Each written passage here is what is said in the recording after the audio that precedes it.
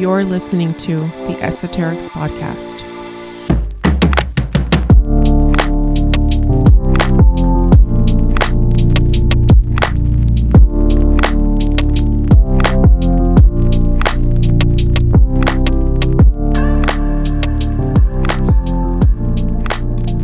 Hi everyone, this is Fioraliz. And this is Joe. Welcome back to the Esoterics Podcast. How you doing today, Joe? Hi, I am fantastic today. It's a good day today. It's going to be a good day today is what I say. It's Friday. We rarely record on Fridays. I know, right? I love it. No, I don't really do anything on Fridays. I reserve Fridays for potential social situations. Like I might have to be going to do a happy hour or something, but mostly Fridays are my day to just start the weekend, do errands, go shopping, do all the things that I want to do to prep for the weekend. It's just a fun day. So yeah. I like Fridays. It'll be fun too. Yeah. I just like it's like a release of having to do shit during the week. Right. It's like I can sleep in if I want to, or I can try tomorrow. Okay, well, you have a particularly busy weekend ahead of you. Yeah. So, but next weekend you'll be able to be like, Friday. Well, we're organizing a yard sale. So there's that. Do you have a bunch of stuff to sell? I have enough. It's not a ton. I already cleared out our garage.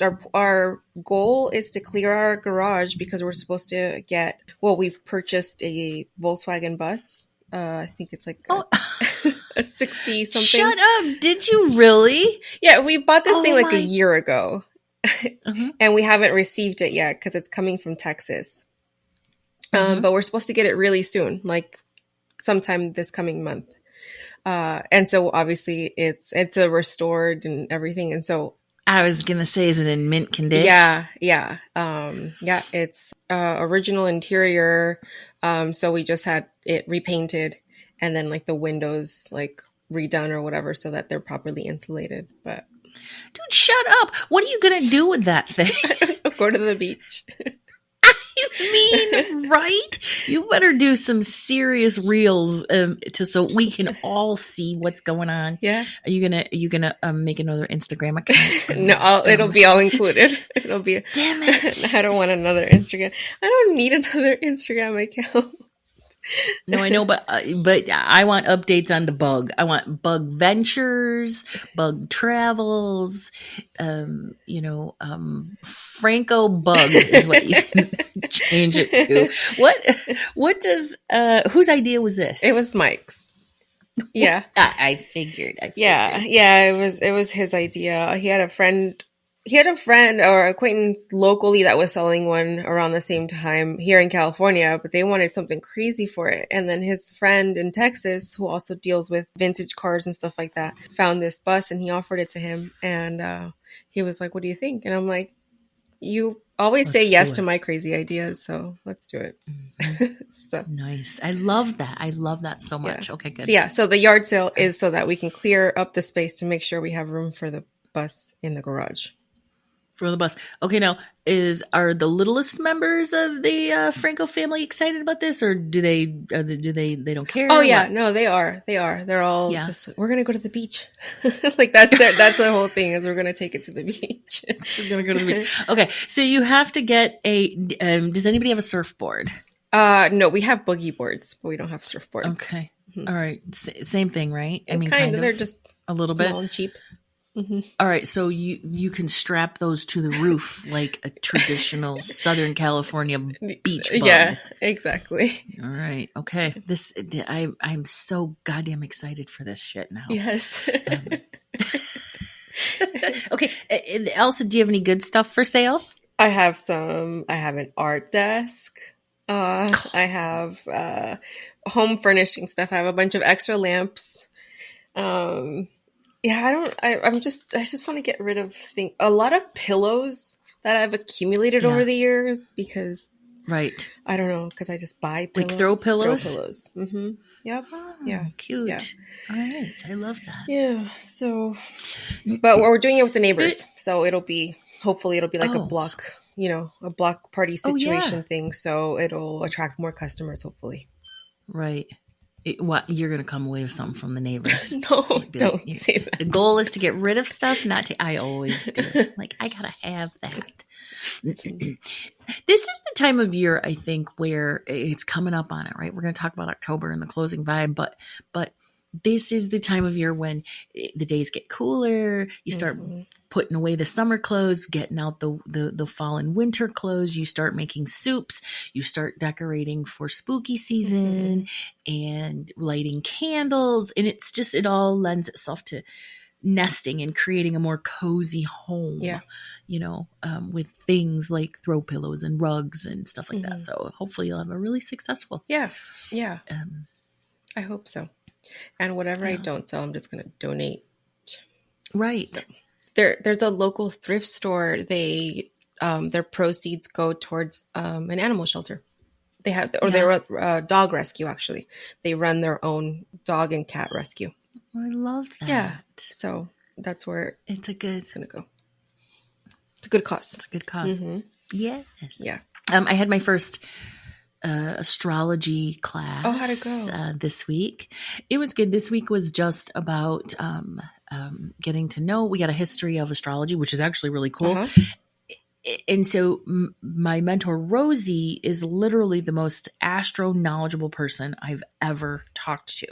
So while she was going through the history of astrology, I'm not kidding you. I made notes. I have 5 potential podcast topics. Oh. 5 just based on the history of astrology, and they're all different. So we went through that, and then we broke up into little groups. Okay, well, here's the thing, right? So we broke up into groups based on knowledge. So I'm in the group of people that don't have any knowledge, serious beginners, but our group mentor isn't Rosie. It is Dreamy. And Dreamy is the owner of Psychic Sister. And of course I work with Dreamy. And so I'm very, very lucky that I have her right there, but also in my life. So I can, also ask for other help. But I would love to also have Dreamy on on the podcast. Oh yeah, that'd be talk cool. to her, because her story is so cool. She's a psychic, and then she started this vintage clothing store, which then morphed into this metaphysical, and then she's got all these other. It's just she's a very unique person. That's very cool. Yeah, I think our listeners would really enjoy hearing from her and learning about her. And stuff. That sounds like a dream too. Is a vintage store and a metaphysical store. I mean, it started out as a dream. She said she had a dream one night, and it was, and she just heard that she was supposed to open a store. And they said, you are to call it Psychic Sister. Oh. And when I first got to Portland, I was like, I actually Googled metaphysical stores because I wanted to hit them all, check them out and everything. And Psychic Sister, when you Google it, it comes up as like a vintage clothing store. And I'm like, look, first off, let me just tell you about vintage clothing. They don't have shit in plus sizes in vintage clothing. No, they don't. So I'm like, not interested in shit that doesn't fit me. But I kept coming back around to it. And then I decided to click on it, and I realized, it's much more than that. It's literally one of the most gorgeous stores. Did we go there when you came here? No. We really should have, but at that time I didn't know, right? That I was going to be a part of it. It's just a beautiful, amazing store. It's a really cool concept. And they also have like vintage tarot decks and vintage jewelry and vintage shoes and, non-vintage stuff. Like she's a designer. She used to be a clothing designer. And so she'll design like these shirts and sweatshirts and stuff. And they just sell like hotcakes. Oh, wow. So she's just a really cool person. So maybe next year we'll get her on the podcast. Yeah. And next time we go to Portland. Anything else? I started watching that Marilyn Monroe movie, Blonde. Have you heard of it? No, I haven't watched it. Is it good? Okay. So I started watching it because I was reading all the like bad reviews about it. Okay. But first, you got to understand that the movie itself is not a biopic. It is based off of a novel, and the novel is historical fiction. Ah, okay. Yeah. All so right. if you're expecting a movie that's supposed to like go through her life in, you're not going to get it. it's so because it obviously interweaves like actual relationships that she had, and then it dramatizes them and adds things to it. But like honestly, I didn't even finish it. The negative reviews all talk about how it's just a movie about her suffering, and how it's anti-abortion because it shows her having a forced abortion and like how awful it is. But so they're saying that that's anti-abortion, but I would say like any forced abortion is traumatizing. Like that's not a reason to say that, I think if you opt to have one, then that's your choice, and there shouldn't necessarily be trauma associated with it if you made the choice. But she was forced to, so that's obviously different. But anyway, I don't know. I think maybe some people sometimes make too much of things, like they read too far into it. Oh, okay. Girl, first off, you're the only person who would watch a movie based on bad reviews, right? So you're like, I gotta watch this. This sounds like shit. I gotta make up my own mind. I gotta figure it out, right? That's exactly what you're doing. You're like, don't tell me how to think. I'm gonna do it myself. Yeah. Okay. The other thing is that people recently, like lately, and I won't say actually it's since, lo and behold, 2016, but really it's since the onset of the fucking interweb. But people are quick to be like, I don't like this, and this is why. Yeah. And it's usually some sanctimonious bullshit, like she's a black mermaid. Mermaids aren't black, right? It's like, oh, for fuck's sake. Mermaids are manatees, actually. Oh my God. They just find the stupidest fucking shit to bitch and be pissed off about. Yeah. We're going to boycott, Carhartt because they don't want to fuck Brandon, or whatever. Yeah. What is it? What is the saying? Go to hell, Brandon, or go Brandon. Whatever. These people are idiots. Whatever. Yeah. It's stupid. Yeah.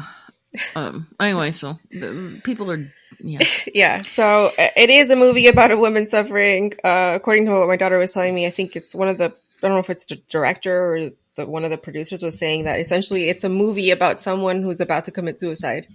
So, take that, as you will. And which is sad. It's very this sad. Poor woman. I mean, she was traumatized their entire life, taking advantage of it. Yeah.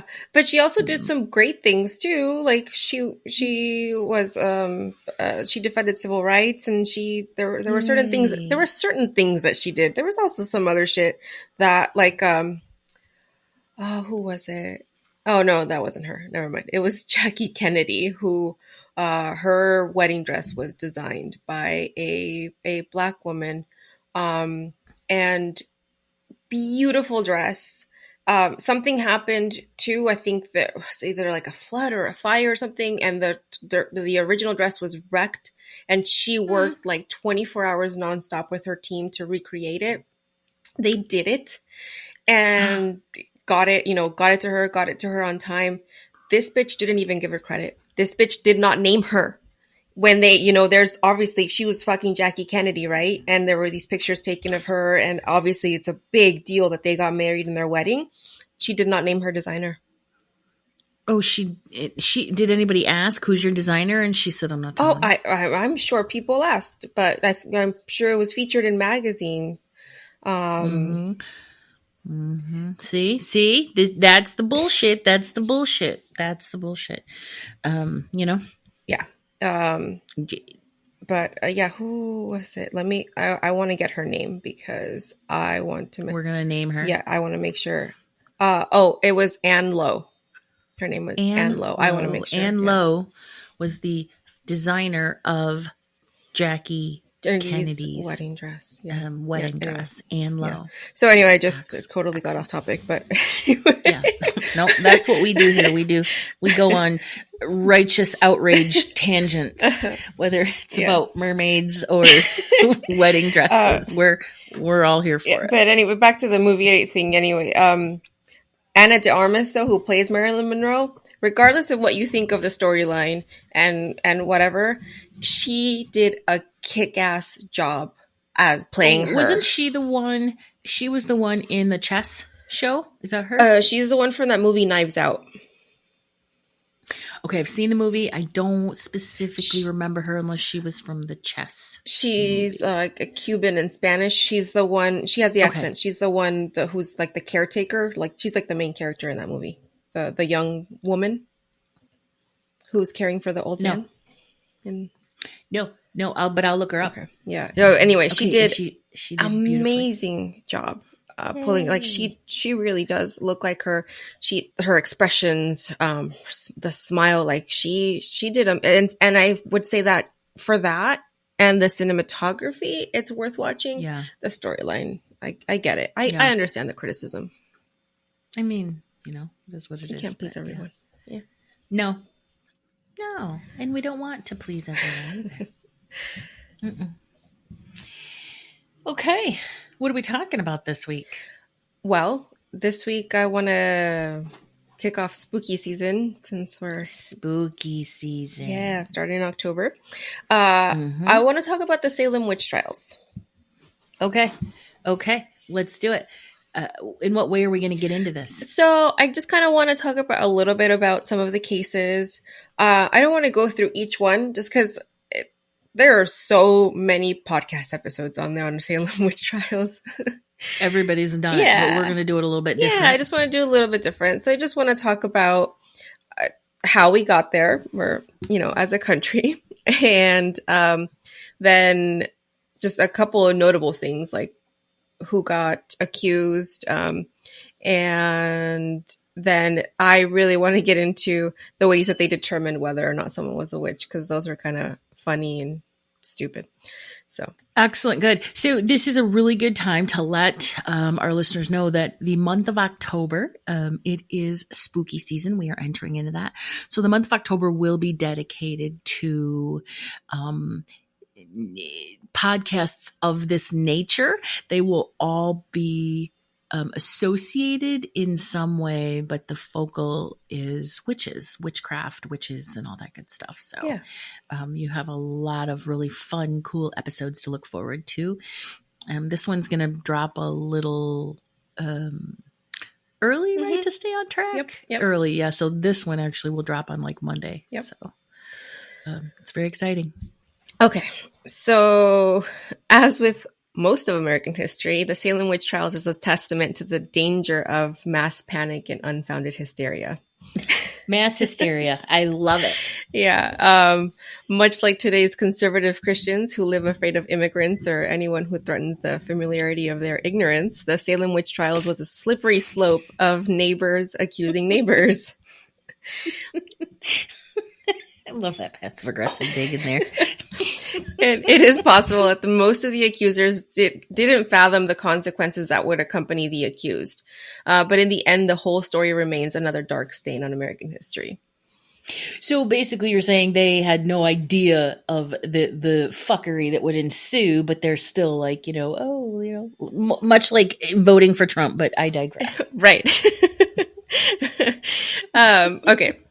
So the Salem witch trials were a series of hearings and prosecutions of people accused of witchcraft in colonial Massachusetts between February 1692 and May 1693. So just a little bit over a year, this nonsense happened.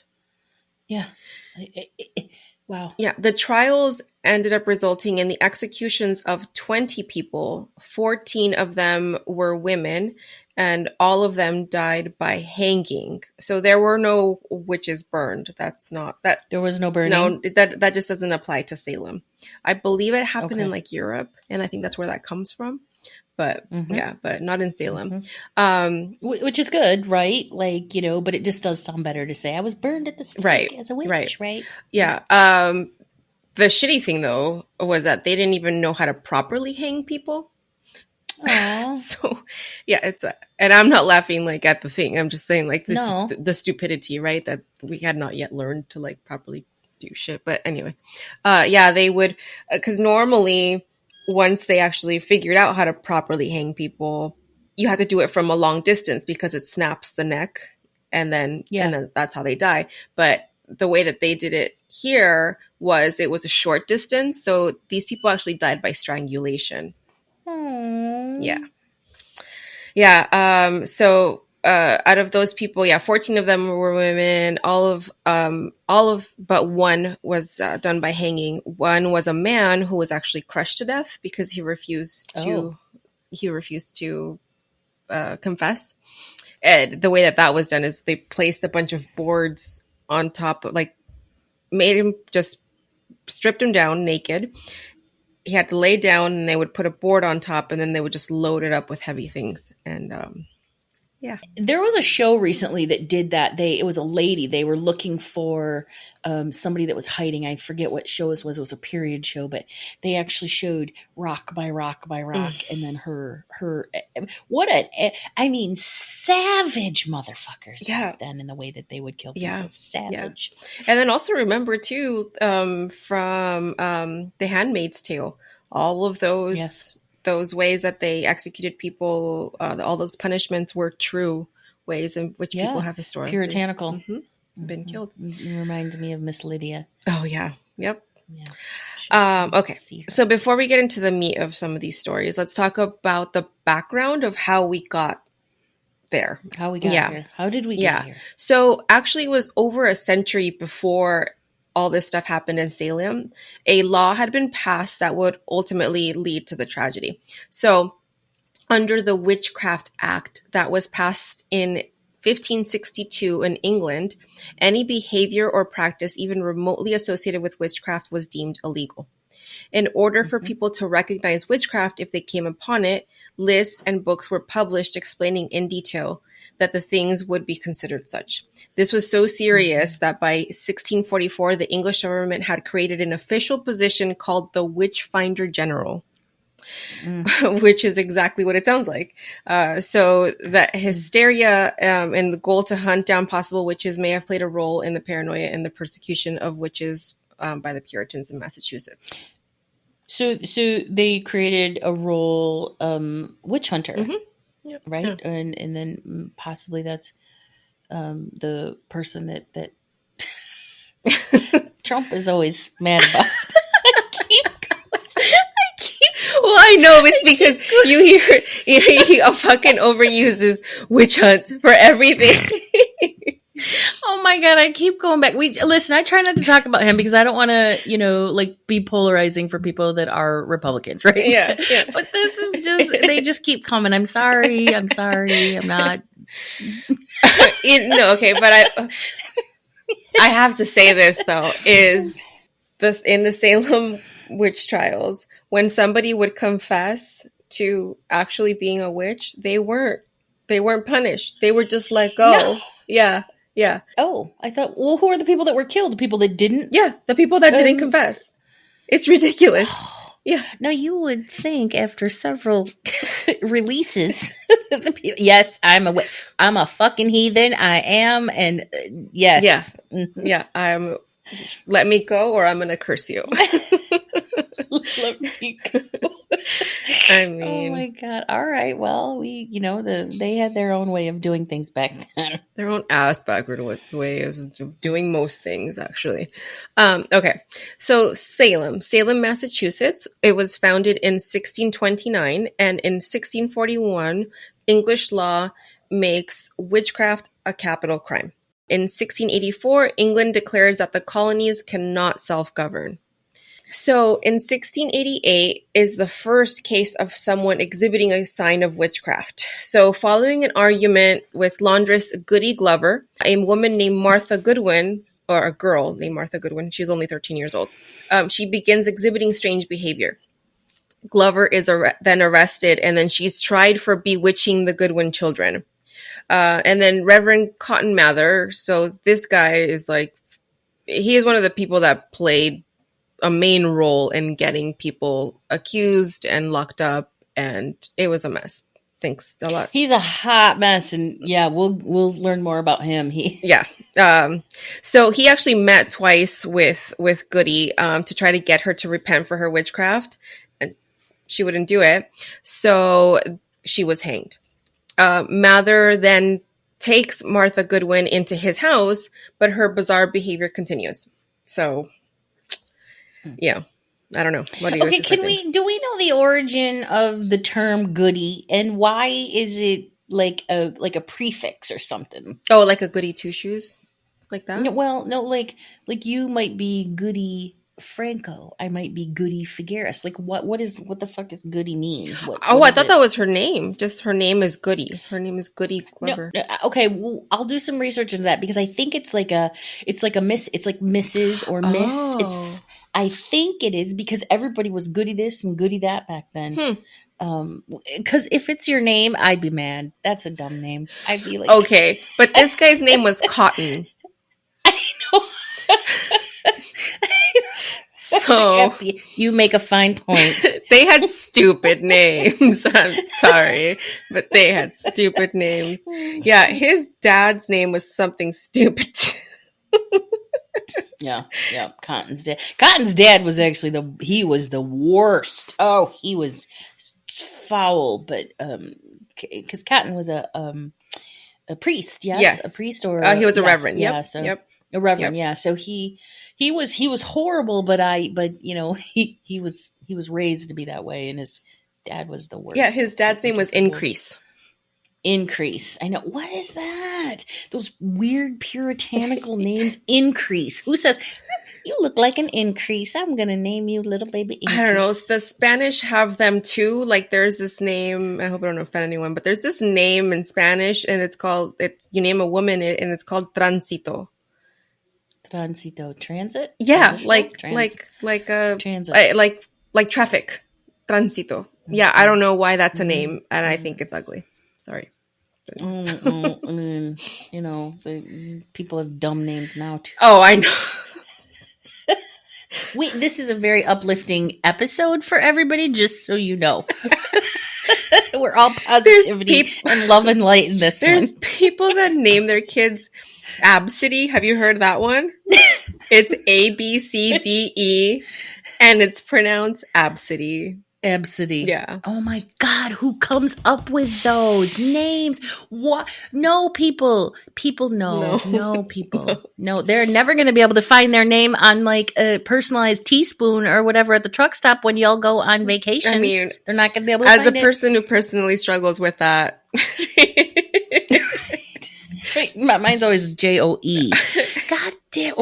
Or Joanne. Yeah, Joanne. Joann. Mm-hmm. We've been gypped our whole lives. I did it to my kids too, because even though Sophia's name is common, it's spelled with an F. So she can rarely find it on keychains or whatever. So yeah. All of them actually, right? Yeah. Your youngest. Yep, all of them. The oldest. Yeah. Yep. So sorry guys. All right. Sorry. Anyway, all right. So the madness of this story actually began in 1692, and there were two little girls who began displaying symptoms of delusion. They would have contortions and odd positions. They would make strange noises, and they spoke gibberish, appearing to be having these fits. They did try traditional medicines and prayers, but by late February, none of that had worked. And so then the Reverend called upon a local doctor, and this guy's name was William Griggs. So Griggs was the first to declare that witchcraft may be the cause of their strange behavior. So I listened to the Morbid episode where they talked about Salem witch trials, and they talked a lot about these little girls and how like they were basically responsible for like accusing a bunch of people. But I'm like, I don't know. I mean, I get it. But like some of the stuff was like vomiting, like it was extreme shit where it's like, I get that they could have been bored because like children in that time, they did nothing. They were just like little tiny slaves. They were just there for work. Yeah. They were not allowed to play. Like their life sucked. So it could be, but also I think a lot of it has to do with the adults in the room, The adults could have put a stop to it. I mean, again, we're going back to the mass hysteria, all you need is one one person to be like, I blame you because you're the cause of all my troubles. And then everybody's like, yeah, I blame you too. Yeah, And there you go. exactly. It's wildfire. Yep. So these two girls, 11-year-old Abigail Williams and 9-year-old Elizabeth Paris, they lived with Elizabeth's father, the village pastor Samuel Paris, along with his two slaves, Tituba and John Indian. Tituba, she's a badass, guys. Yeah. Hint, hint. All right. So what happened was the town then pressured the girls to say, like, what's going on? Who bewitched you? And they blamed Tituba. Yeah. Mother. Yeah. And the problem with this is that Tituba was arrested along with Sarah Good, who was a homeless beggar, and Sarah Osborne, who was a woman who rarely attended church. Which is like convenient, right? Like, whatever. So that'd be me. Yeah. So exactly. It could be me.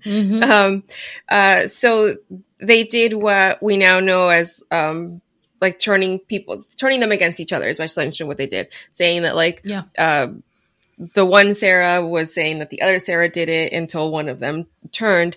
But eventually it was Tituba that they pressured to confess. She confessed to using witchcraft, and then it kind of went from there. Her testimony made that whole witch hunt spiral out of control. I won't get too far into that, but they were basically the first people to be apprehended. Okay. So, spoiler alert. Yes. Or what did you say? Hint. What did you say? Hint. Yes. Hint. Yeah. We'll get into that later. Yeah. Find out about what a badass Tituba was. Yes. Okay. So the first person to be tried was Bridget Bishop, and she was a woman considered to have questionable morals. Was the first to be tried and executed during the Salem witch trials. So she was known to rebel against puritanical values of the time. She stayed out long hours, had people in her home late at night, and hosted drinking and gambling parties frequently. In other words, she was a good time. She was fun, right? She was fun. Let's hang out with her. I would totally exactly. After her second husband died, Bishop, who had been married 3 times, she was accused of bewitching him to death. Though later she would be acquitted due to lack of evidence. Unfortunately, though, for her, the allegation of witchcraft would not be her last. So that was only the first time she was accused, and then came this shit. Okay, due to lack of evidence, but I mean, since when did that ever stop them? Because they hung a bunch of other people. Yeah. Also, here's my question too. How back in those days? I mean, she was married 3 times. I mean, being divorced once, or that's was a sin. So how did that all happen? I think it was her husband. Oh yeah, her second husband died, Bishop, who had been married 3 times. Death. Okay. Yeah. Oh God. All right. Well, still, she was the fun one, so we don't judge. I mean, people died all the time, in early ages at this time. Just because she was married 3 times, though, doesn't mean she got divorced. They probably all died. And that was the question, like, why was she single 2 other times? Yeah, they probably died, because that's just what happened all the time. Yeah. Okay, so the Salem witch trials would actually be the second time she was accused. And this time, according to her death warrant, she had supposedly caused bodily harm to 5 other women. Abigail Ann Putnam, Marcy Lewis, Mary Walcott, and Elizabeth Hubbard. Her death warrant was signed on June 8th, 1692, ordered for her death to take place by hanging on Friday, June 10th, 1692, between 8 a.m. and noon. And it was carried out as such by Sheriff George Corwin. This Sheriff George Corwin guy, though, too, people suspect him now of having been involved and perpetrating more of this shit because, as was the law in that time, when a woman like this who did not have a husband, when they were put to death, he would get to keep all her property. Not necessarily her land, but all her physical property, everything that was in her house. He would get to keep it, and then he would distribute it amongst the other, whatever policemen or whatever they were called. Son of a bitch! Yeah. Seriously. So of course he's going to target single women. Oh, because, yeah. you know, There was always single women. It was mostly single women that were accused, single widows, and elderly. son of a bitch. Yeah. Oh, see, this is a new twist that I never knew about. Mm-hmm. Yep. The patriarchy Exactly. just keeps on with their keeping on. I also want to touch on the youngest person to be accused, because this one's really sad. Okay. Dorothy Good, the 4-year-old daughter of the previously accused Sarah Good, was the youngest to be accused of witchcraft. Like, how the fuck do you accuse a little 4-year-old? Like, have you met a 4-year-old? Like, they're horrible liars. And they care about snacks and naps, and that's like they, you know, right? I know, they poor care little about sweetie. 4 years old. Did they? No, wait. She was not. She was not killed. No, she was not. Okay, good. But she was held. So she was apprehended and she was called for trial in March 23rd, 1692. She was accused by some guy, Edward Putnam. Anne Putnam testified that the little girl tried to choke her and bite her, which, as 4-year-olds do. I'm going to ask you, like, what the fuck, what were you doing to her? Because I was going to say that did she just walk up to you and just start choking and biting you? This reminds me of this when my daughter was little. I think she was probably around that age. She was probably about 4 or 5 years old, and she had done some shit, and she comes over to us kind of crying, and she tells me and Mike, "Amma hit me for no reason." And we're just like, really? She hit you for no reason. He was just like, she just walked up to you and was just like, smack. Like your grandma just walks up to you and just out of nowhere just hits you for no reason. So anyway, Ann Putnam, I have questions for you. Okay, wait. What was the outcome of this? See, little liar. How did you figure out she's a little liar? Well, when we just asked, we're like, "What were you doing?" And then it turned out that she had been doing something to Santino, and he was a baby, so he had like okay. Okay, well, I was kind of hoping that she had bit because they do, man. Like toddlers will just bite you for no reason. It's like, what the. They're just trying to get a reaction out of you sometimes. Dude, and their teeth are sharp too, little asshole. Because they're new. Too. They're new teeth. Oh, God. All right. And you know what? It happens. They do weird shit. But that does not make them witches, okay? No. Makes them Satan, but not witches. Right. So, under pressure from the authorities and hoping that she would get to see her mother if she complied, she confessed to the claims. Poor little baby. Yeah. She had confessed to the claims that Sarah was a witch and Dorothy had been a witness to this fact. She was imprisoned from March 24th, 1692 to December 10th, 1692. So she wasn't hanged, but she did go insane afterwards. Of course, she's 4 years old. Poor thing. And she went insane. So they let her out when she was just too insane to know the difference. And then what happened? I don't know. We don't know more of what happened to her. Most of this stuff is the reason why we know so much about things as they happen, like the specific stories and the accusations, is because most of the stuff took place in a courtroom. And so obviously, it was all on record in some way. There are, though, a bunch of other witch trials that happened in different areas of New England, and a lot of them were covered up by the local governments. Like the records were. Yeah, because they were bullshit, right? Like this stupid ass sheriff who's like, "You're a witch. Now I'm going to need to take all of your possessions. I'm going to give them to all my good old boys." Mm-hmm. Yeah. All right. This was a load of shit, the witch trials were, but that's what we're covering. Yep. Okay. So let's talk about ways that they determined whether or not someone was a witch. Okay. So the first way was the witch cake. Much less pleasant than it sounds, the witch cake was one of the many tests used to determine if a suspect was in fact a witch or not. The rather large role of animals, particularly dogs, in the Salem witch trials comes to play into this, because they believed that dogs were the familiar of of a witch, and that was like her connection to the devil or something. I don't understand it, but that's what they believed. Especially like black dogs. That was the thing as well. Okay, so what they would do is they would make this cake, and it would prove a person's innocent or guilt.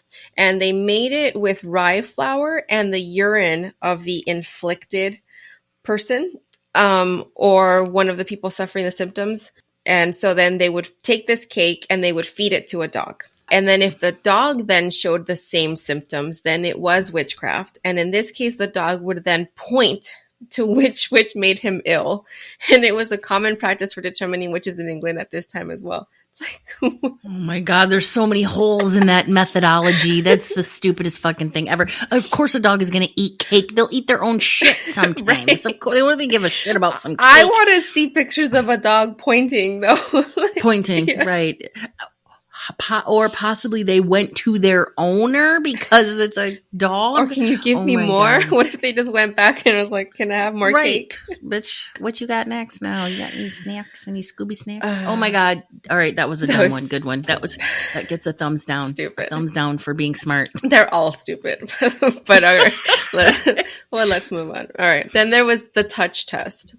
There were several tests during the Salem witch trials to prove a suspect's guilt or innocent, and so this one was called the touch test. The idea was that the victims of black magic would have a physical reaction to being touched by one who had cursed them. So the suspected witch would be made to lay a hand upon a possessed person who was delusional or in the midst of an episode, and if no reaction occurred, then that quote-unquote witch was deemed innocent. And then contrary to that, if the possessed person suddenly got better or came out of their fit, it was deemed that the witch, quote unquote, had placed them under a spell, and she was found guilty. So the most famous case of this test being used was under the trials of Rose Callender and Amy Denny, who were both elderly women and both hanged, even though two blindfolded little girls reacted the same way to many different people touching them. It was stupid. And that's the thing, is they had these tests, and then people would pass the test, and then they would still hang them. Like, it was dumb. It's like, why do you have the test in the first place if you're not even going to use it? Like, there was another one that said that a witch could not recite the Lord's Prayer in full. Like, they physically were not able to do it. Which got my hands up here. And there was a man who, they're in the process of, they'd have him up on the gallows, and he recites the Lord's Prayer, and the crowd is like, what's going on? Like, they're all kind of freaking out. Like, he's not a witch. He just did it. And then fucking Mather comes out and he's like, no, this is just like more proof that he is a witch. And then they fucking hang him. Well, this sounds like MAGA logic.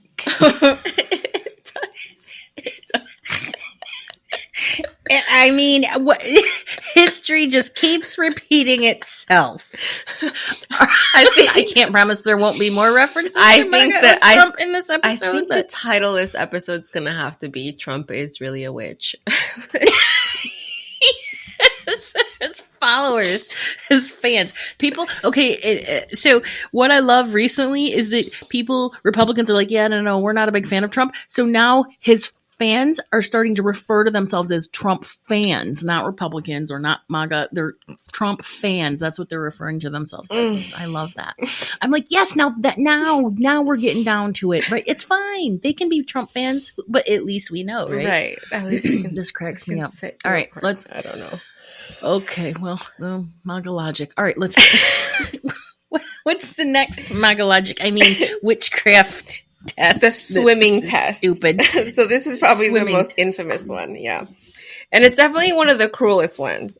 So in this one, a suspected witch was stripped down to their undergarments, tied up, and then thrown into the nearest body of water. If they sunk, they were innocent. And if they floated, they were a witch. So explain to me. Oh, well, I'll float because fluffy, chubby people float. I mean, if I sink, I'm gonna die. So, like, Like, please let me float. What choice let me float. do I have? Do you know how to swim or do you not know how to swim? Plus, like, muscle, bone density, right? Skinny people are going to sink because there's no fat on their bodies to help them float. So, I mean, but back then there weren't a ton of, chubby, fluffy people either. Yeah. Famine and all that stuff. So most people think that the witches all drowned during these cruel tests. And while the accidental deaths did happen this way, the suspects usually had a rope tied around their waist so they could be pulled from the water if they did sink. The test came about because it was believed that water would reject witches' bodies, since witches were thought to have spurned the sacrament of baptism. All right, well, which is probably true. I don't know, but I would spurn baptism. I've been definitely would have been like, we're not doing. I've been baptized twice. I was baptized in a Catholic church, and I was also baptized in like a Christian church thing. That was weird because it was like a pool. But I also would consider myself a witch sometimes. So fuck all. Don't try to label me. It doesn't work. No, I don't fit in your box. Okay, last one. All right, well, that's a dumb one too. Is the devil's mark or the witch's teat. This was so dumb. Like, we're all witches by this one, okay? So this was more of an inspection. So those suspected of witchcraft were made to strip in public, and they were closely examined for the so-called devil's mark, which could be anything from a blemish on the skin to a birthmark and then everything in between. It was said that witches received such marks when they made their pact with Satan, and the mark was thought to be numb, so it would not be painful to the touch, and it could, according to village people, change shape and color. It's like, I think that's cancer. I think that's melanoma. and you bet if they touch something on me, I'd be like, ah! Don't touch me. That shit hurts. A third nipple was also a sign of a witch, as was any mole, sore, tattoo, scar, etc., because they believed that was the witch's teat, and that's where their familiar would breastfeed from or like feed from. Which I'm like, that's fucking weird. Aren't familiars typically animals? Yes. Like birds. Listen, Charlie would be your familiar if you were a witch, and you would not want him. Charlie tries to feed off of shit on my skin, and it hurts. I don't let him do it. He tries, right. But I don't. He's the witch, is what I've been trying to tell you that for months. He's a witch. He's a jerk. So some people were so desperate to not have their skin conditions discovered that they went as far as burning or cutting them off. Hell yes, I would do. Yeah, because this usually backfired because, of course, burning and cutting left scars. It left a scar, and the scar was, again. But if you touched it and it didn't hurt, you would think one of them would have been like, when they touch that sucker, I'm going to scream holy murder. Yeah. Okay. So theories as to what could have actually caused the panic, aside from people being nuts.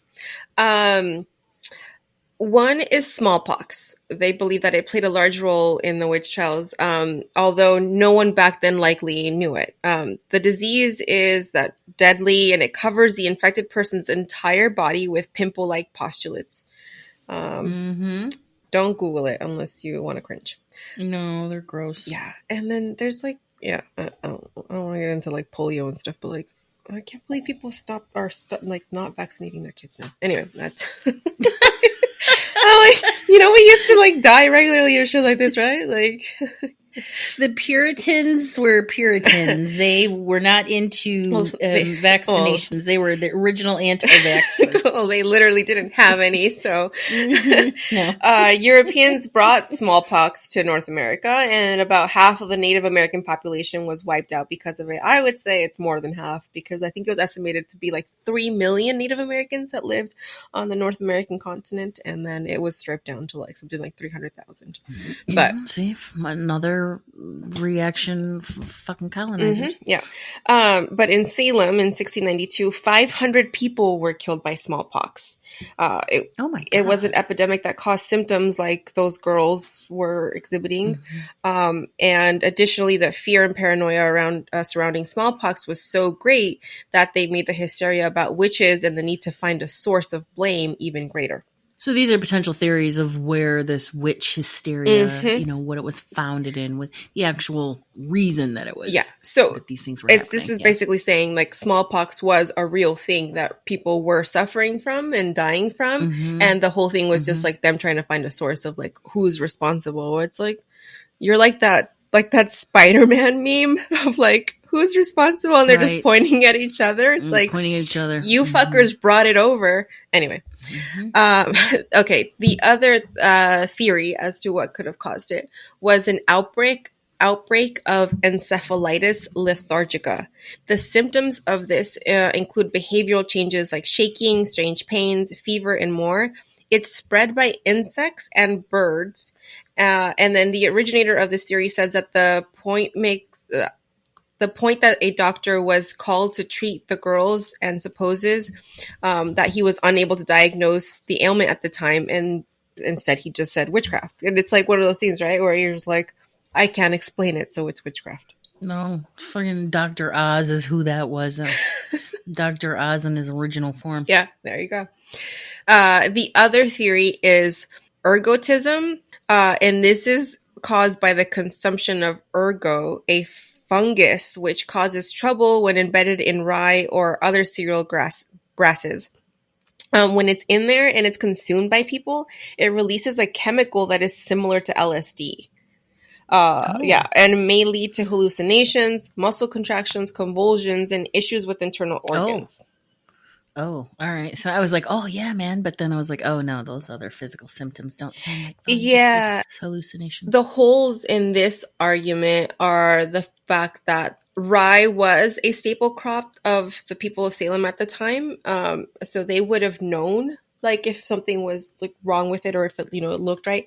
And the other thing was that ergotism also causes gangrene, vomiting, diarrhea, alteration to skin colors, and none of those were presented in the people that were. Okay. Yeah, so. All right. So these are just theories, potential theories, and people are like, well, maybe it was this, maybe it was that. But then I like that they're like, well, okay, but maybe not because exactly. I like that. So I mean, basically, it really is the supporting.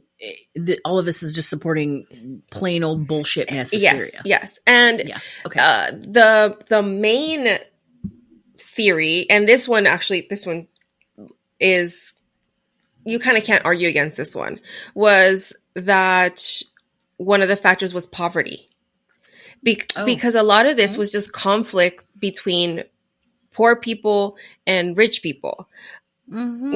Yeah, because, so the town of Salem, or there was actually a separation between Salem Village and Salem Town. Most of the people and the events that we typically associate with the witch trials was actually centered in Salem Village, which is present day Danvers. Salem Town, where all the tourist attractions are today, was metropolitan, wealthy, and a seaport that levied harsh taxes against the agrarian and relatively poor members of Salem Village. That was covered in the TNT series Salem, that the taxes and stuff like that. Yeah. Yep. So they believe that, like, over time, that economic division became religious as Salem Village decided that it wanted its own church in an effort to distance itself from what it viewed as like overly individualistic and out of touch with God, whatever neighboring city. So, for example, there was the church that was occupied by Reverend Samuel Parris, and it was initially occupied by a congregation filled with members of the Putnam family. And then that's when Parris's daughter, Betty or Elizabeth, and his niece, Abigail, would go on to become the first witch accusers. So, it's all connected in that way. But essentially, it's just the whole theory is just postulating that accusers would be viewed as a little bit more than consenting puppets who weren't totally aware of what they were doing. Yeah. So overall, in conclusion, as long as accusing a person concluded that a death or illness had occurred as a result of witchcraft, and that's concluded, not proven, then that person had grounds under law to accuse someone of witchcraft. And then, as we know now, these accusations were taken very seriously and they resulted in a person's death. But it really shouldn't have been so easy to make, because basically anyone could accuse anyone of anything. And then in the age of smallpox and like inadequate medical knowledge and care, the paranoia just got the best of people, and the accusations just went rampant. And that's basically how we got there. Yeah, they had no proof. There was no like legit proof. You know, even the people that confessed. Yeah. Right. Okay. Well, what are you confessing to? You're confessing because you want the torture, the interrogation. You know, you want it all to stop. Mm-hmm. You know, and they probably said, if you confess, you'll be okay. Which apparently they were let go or whatever. Yeah. So, but not until being the witch incarcerated. Yeah. The witch trials were ended by Governor Phipps. Okay, that's good. And this was after many people who were involved in the proceedings expressed guilt and remorse about the events that had occurred, because, like I said in the beginning, a lot of people who accused others did not expect that the people that they were accusing were going to end up being hanged. So obviously there was a lot, there was remorse there, because that's maybe they thought they were just going to be like punished or fined or God knows what, but maybe. I mean, shit. What did they think? Yeah. So on January 14th, 1697, 5 years after the trials, the General Court ordered a day of fasting and prayers for the tragedy of Salem. And in 1702, the court declared the trials unlawful, and the colony passed a bill in 1711 restoring the rights and good names of those accused, and granted a £600 restitution to their heirs. William Good, who lost his wife, Sarah, and their infant daughter, Mercy, because she was pregnant when she was imprisoned, and she gave birth to the baby when she was locked up. He received the largest settlement. Massachusetts formally apologized for the witch trials in 1957, something that Chief Magistrate William Stoughton never did. That was awesome. That was so much more interesting than It was a good episode. So if any of you out there listening have not watched the TNT series Salem, I definitely recommend that you do. It's only 3 seasons, which I was so mad about, but it's an easy binge. And it is so good, and it stars Shane West, who is hot. Oh, I love me some Shane West.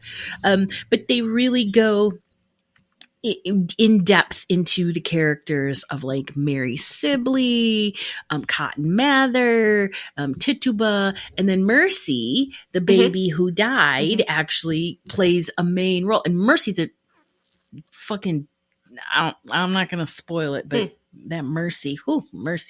And then, there's just all these others like Cotton's dad. And it's such a good, fun series if you like that sort of thing. So I definitely recommend, getting in on it and checking it out on Salem on TNT. Yeah. I'm going to have to give it a watch. So good. Okay, yay. Thank you. Oh my God, that was so fun. That was a really fun, mostly it was fun to interject the modern connections to the modern witch trials that supposedly are taking place. Yes, freaking TNT over here, or MST 3000, Mystery Science. One of the things, I think there was like a tweet that someone did about just talking about Trump and always talking about witch trials. It's like, you are aware that the witch trials did actually produce actual witches, right? Like there were actual witches found.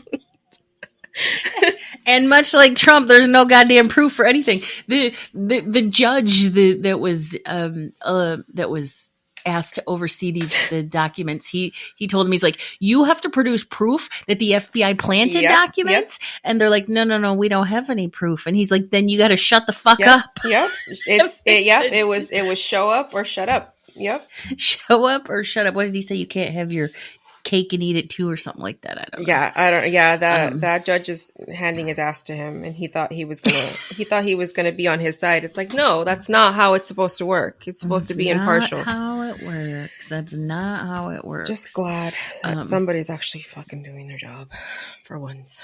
Yeah. Well, I mean, the judge that actually allowed, this whole nonsense to take place there was some pushback from her, and I don't know exactly what it is yet. I haven't done my due diligence. So, but I know that there was some pushback that was considered to be extremely disrespectful to this very knowledgeable and skilled judge. And so I got to find that out. But, I've been so busy this week, and I've been trying to stay away from it because I want to watch the January 6th hearings, but they canceled them because of the hurricane. And so I'm just like, I have other things to worry about because I get all mad. I'll get in front of the TV and I'll yell at the TV. That's not why. But I'm like, okay, just calm down. Turn it off. I know. I had to take it in doses, but yeah. Anyway. For sure. You got anything for us on the closing vibe? I do. I want to talk about October because not only is it spooky season where you get to start decorating your house with all the cozy fall colors and candles and pumpkins and decorations and all that good stuff.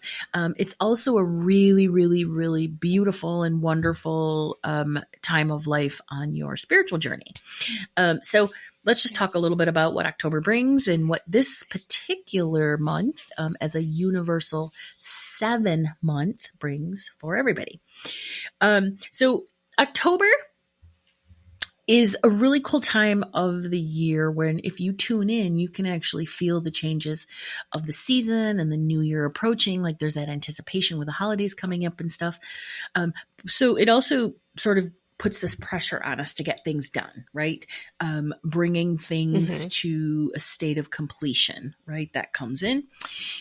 So this is the month where you might be prepared to experience the closure of old energy cycles. September was the month where things start to fall away. One is the month, or October, a one is a month of where we start moving in new directions. In order to do that, you have to experience the closure. Feelings and beliefs that have sort of held you back. Those are the things that were meant to go in September. And now you're like getting the forward movement. There's also Mercury retrograde is coming to an end here pretty soon. We've got a really awesome new moon coming up. So it's all about new directions and new opportunities. But in order to do that, you have to be prepared. You have to be able to move forward with focus.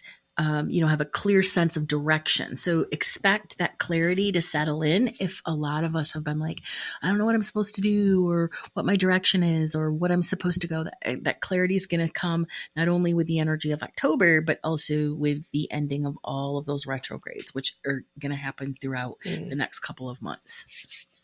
So think of October as a chance to sort of transform your energy, letting go of the old and then embracing the new. Okay. Now, it's also a 7 universal month in numerology. Okay. And if you don't know what that is, you take the month, which is a 1 month, right? A single digit, 10 is just 1. And then you add that to 2022. 1 plus 2 plus 2 plus 2 plus 2 equals 7. So that's a 7 universal month. All right. Okay. So this is a really pivotal time in the year. October is. But it might not actually feel like it because that 7 energy, it tends to do its work on the inside. It impacts our deeper knowing, our intuitive deepening, our perceptions. So this is really going to be a month of going inward, of personal development, of spiritual growth. This is a wonderful month to work on sort of solidifying any spiritual practices, meditation, journaling, that sort of thing. It's a great time to use those practices to lean into your truth and ask yourself some of those big questions that you may have been avoiding up to now to prepare yourself for the coming year. Because January 1st, your personal, your energy shifts January 1st. So you're going to start experiencing a lot of different things. All right. So some of the questions that you can ask yourself are just really simple. So are your internal and external worlds aligned? What's that mean is, do all of the things that you think and feel, are they sort of mirrored in your external world?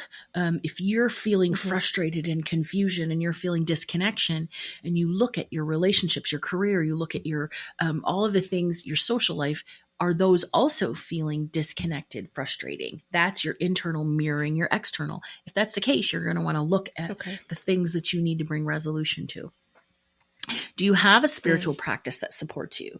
That's really important, especially where we're going to move into, that whole greater knowing, that 7-year universal month. Listen, I always tell people, do not meditate like a Buddhist if you're not Buddhist. Don't try to clear your mind, because it's not going to work. That's not how I meditate. No.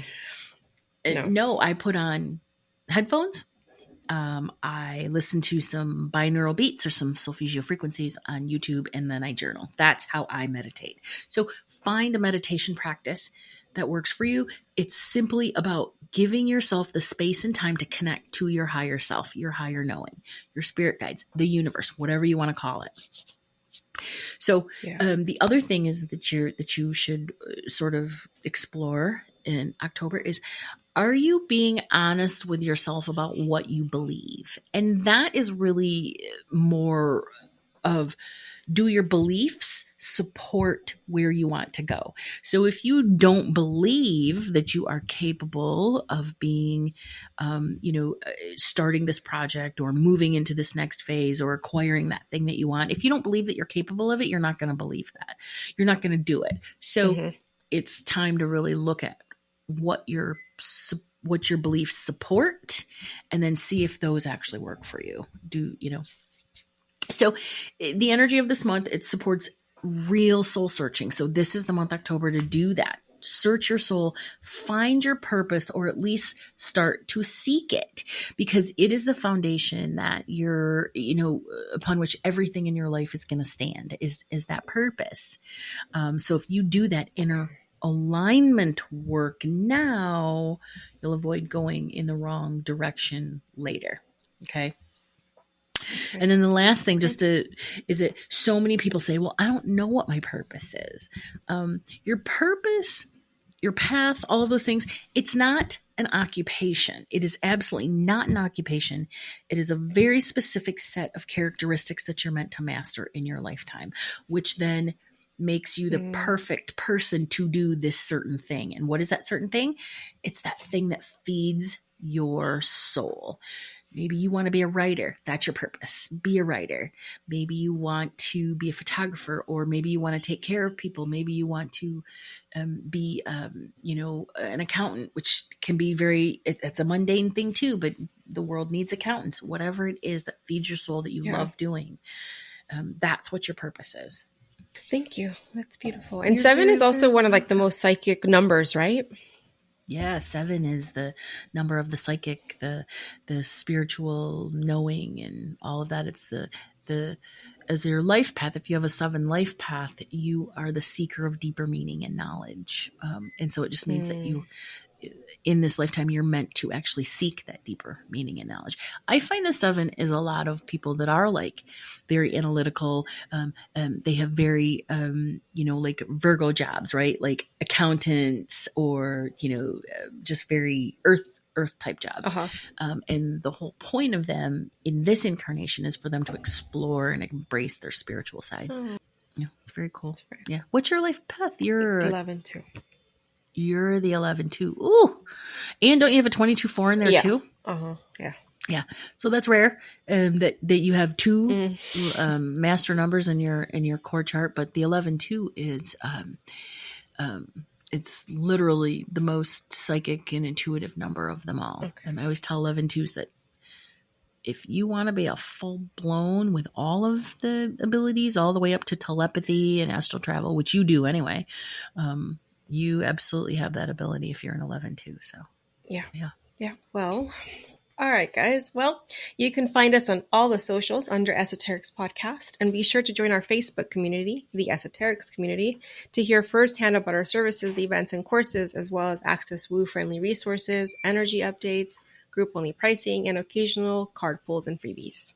You'll also find support and information for developing your own spiritual practice, your own intuitive abilities, all of that good stuff. So thank you so much for inviting us into your life. And as always, stay mystical, magical, and ready to do it again the next time we meet. Bye. Bye.